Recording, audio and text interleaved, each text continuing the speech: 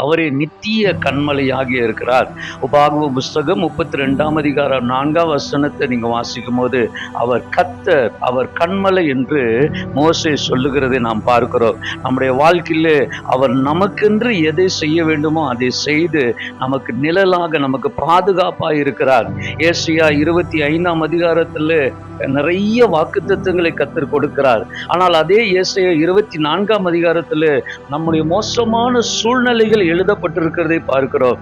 இந்த மோசமான சூழ்நிலைகளுக்கு நடுவில் 25ஆம் அதிகாரத்தில் வாக்குத்தத்தங்களினாலே கர்த்தர் நம்மை நிரப்புகிறார் என்றால், அவரே நமக்கு நித்திய கன்மலையாய் நிழலாய் இருந்து, கன்மலையின் நிழலாய் இருந்து நம்மை காப்பாற்றுகிறவராய் இருக்கிறார்.